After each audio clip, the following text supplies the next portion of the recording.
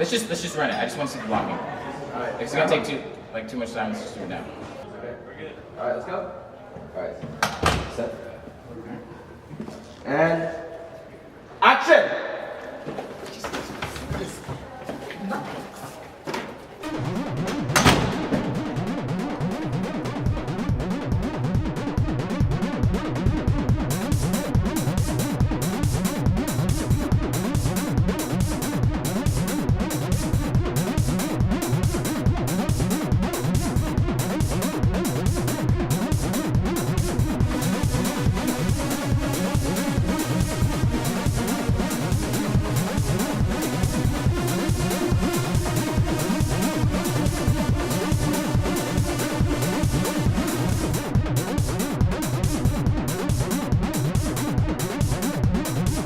Hello, and welcome to part 2 of the Cheaters Room Behind the Scenes series inspired by Film Riot's Epic Summer.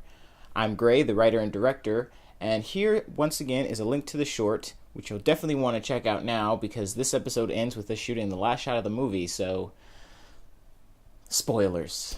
Before we get into the on-set stuff, I want to go over some of the equipment we use, so when you see it, you'll know what we built with, how we built it, why, and so you'll be able to research it later. First up is the camera, the Sony f55. This is one of Sony's professional end cameras. It has a super 35mm sensor, 14 stops of dynamic range, beloved built-in ND filters, and shoots true 4K. And for all the power this guy packs, it's super small and lightweight on its own. The second thing you'll always see attached is a RAW recorder. The camera itself takes S/S cards, but with this, it'll allow us to shoot on Axis cards, bigger, faster cards that can handle RAW recording. I'll go more into what RAW is in the grading episode. What we normally have on the camera is a PL mount to take cine lenses, but sometimes you'll see us using EF mount lenses for niche situations. To do that, I bought a fairly inexpensive adapter, and we simply swap out the two mounts. Speaking of glass, we used a full case of Sony Cinema Primes. The focal length is very apparent on the sides of the lens, so be sure to look out for that during certain scenes if you're curious. Next, we have a few more tools like our hefty O'Connor tripod that will allow us to build up the jib when we need to, and my favorite thing ever, the Sony PVM-741, which you'll see us constantly looking into for monitoring and connects to the camera via SDI. Now, for the day.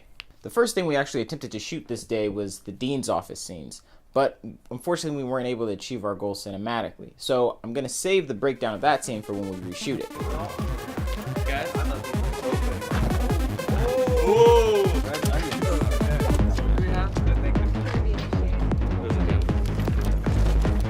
Next on the agenda was the pitch scene.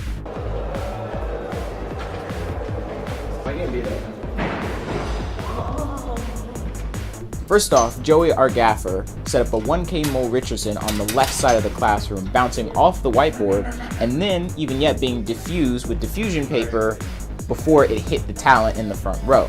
After that, on the right side, he set up a Kino Flow Celeb of the same color temperature, shooting through a silk. Finally, we relied on the practical light that was the overhead in the classroom to give the talent a hair light and light the tips of the rows beyond them to give the scene some depth, and we end up with something like this. You're not in the scene. Damn. Oh, damn. So, leave the room. All right. That's cool. You know what? What's your problem, Chris? All right. Go. Now, once we got out of there, we started to have some real problems, and this is going to be a recurring thing throughout this production. Now, the first day we shot, the only thing we had to do tracking shots with was a wheelchair, which didn't work out so well in post. So I decided to rent out a Ronin, but even though the camera on its own is super lightweight, after you add on the monitor and the recorder, and especially the lenses, it's just not going to be able to hold all that weight of the camera. So what I did was I got the EF mount and we attached a Canon lens, a smaller consumer grade lens, to see if we could bring the weight down. But even still we ran into issues. We had to spend a lot of time calibrating. Oh, it's shaking? Yeah. Oh my god. Switch the lens. You gotta switch the lens. It's too front heavy. It was even still too heavy with something like a Canon zoom. So what I did was I whipped out my fairly cheap 50mm lens and threw that on there, and it gave us a little more mobility. Is it not front heavy anymore? Actually, this will balance. The camera was still pretty big, and it turned this shot, which was supposed to be a oneer with a spin, into these two shots. It still ended up working out pretty nicely, but it took a lot of time finessing. running a little low on extras, as you can see. So, really quick, what I want to go ahead and do is maybe like walk around to a couple people, say, hey, we're shooting a movie over by our first shots are by the gym, which if you're from Cal State LA, which 1, 2, 3, 4 people here are from, they can show you where that is. Tell you guys are cool to just stay here and chill until we're super ready. We just want to make sure the scene is full enough, and if we can get a couple people. So we are about an hour over schedule, or behind schedule. We had to scrap a few shots because unfortunately we didn't get as many extras as we hoped we would. I had a contingency if we didn't get enough extras. We're redoing the scene without it. We have a couple of extras, but I think it's better to do it the best way that we can rather than kind of halfway doing it the way to make it feel big. Yeah, I'm a little nervous. Gotta say, I'm a little nervous. I anticipated being able to breeze through the chase scene really quickly having the Ronin, but it still was giving us issues. And so we had to reblock the scene, which definitely led to setbacks. So when all was said and done, we decided to shoot this chase scene stationary on the tripod thing on a stick. So are we trying to stop ourselves before we get to the camera, or are we just running straight past? You'll run past it. Okay. You'll run past it.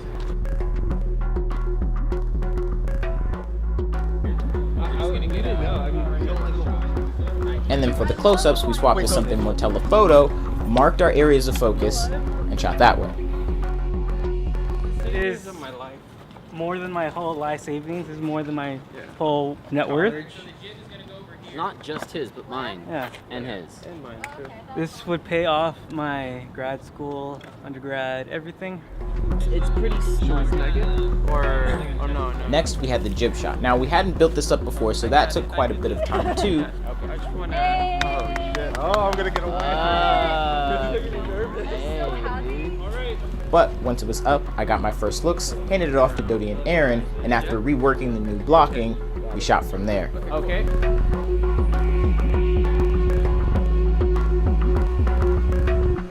We finished up that day with all the little trick shots around campus, and we're lucky enough to get away with all natural lighting for those as well.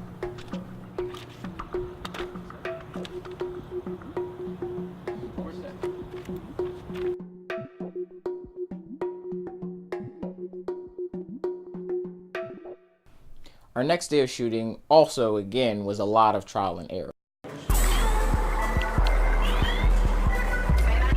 We started off in the stairwell, and Dodie decided to light it with one really powerful light, which ended up being a 1.2K daylight par. Now, we wanted to play around with the lighting because we knew the shot was a oneer and make it interesting, but it kept interfering with the original blocking, which was supposed to be a boom down from the top of the stairwell to the bottom with a handoff of the Ronin. Of course, once again, it gave us a ton of issues. So, unfortunately, we got bogged down trying to recalibrate the thing until Dodie got an idea. But we can do the static, and I mean, you can have stop it with the easy rig and the Ronin, just walk down it 20. So we have to shoot with the 25. Once we decided to ditch the boom down idea, Dodie ran off to get a nicer lens. Now with only the easy rig, the shot came out a little shaky, but we got the confined indoorsy lighting feel that we were going for. There's not much to do.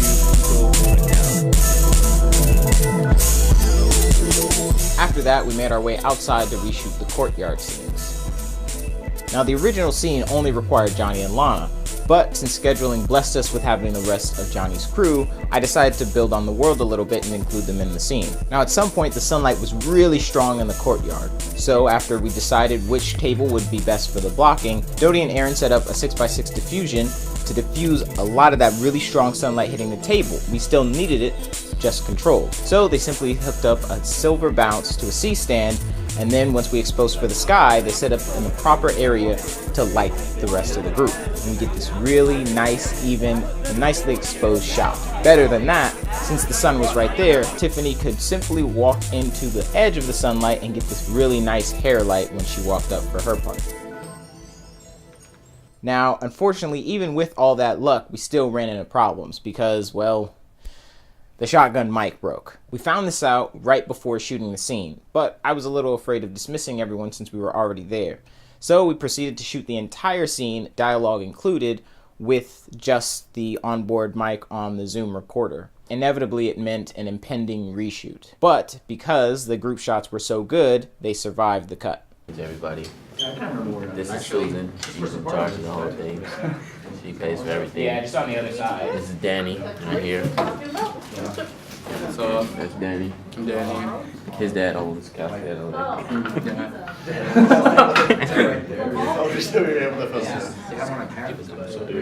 love my dad. So you're welcome, guys.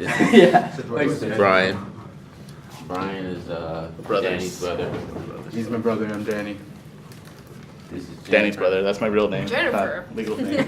Rebecca. This is Rebecca, is what I meant to say. She does sound booming. This is Elise. Elise. Yes, Elise. I She look does. like an Elise. She might not think her name is Elise, but it's Elise. And this is my man in the back, What up? Jonathan. That's my dad. John, for sure.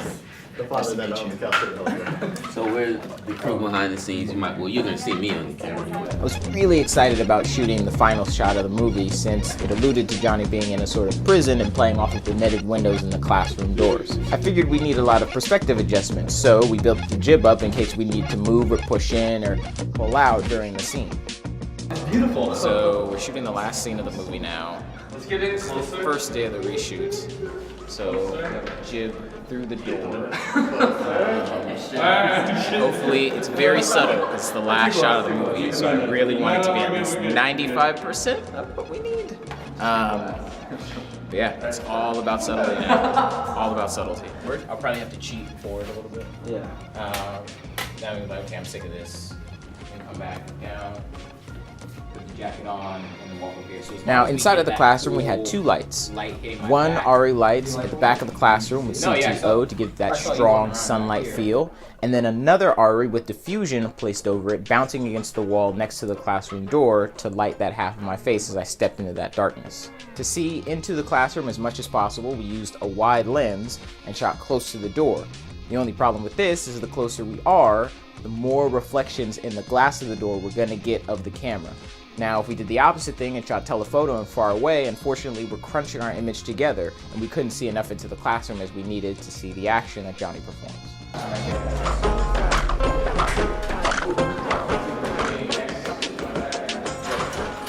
So after, what was that? How long was that? An hour or two. So after an hour of trying to shoot one shot, we realized it was near impossible to do without reflections in the mirror. So we have moved to another classroom. In order to fit into the space down the hall, further away from that door, we had to take the camera off of the jib and put it on the tripod. But somehow the reflections were even worse. So once I looked through the viewfinder, Okay, so what do you want to do, Chris? Alright, so what do you want to do? We're going back?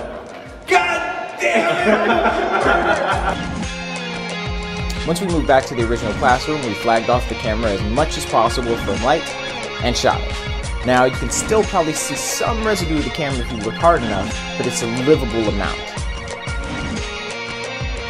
Well, that wraps up this episode. Join us next time so you can see us actually know what we're doing. Dance for me.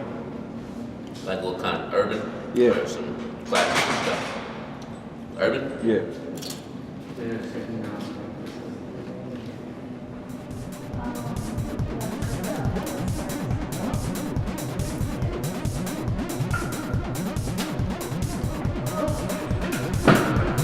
$5.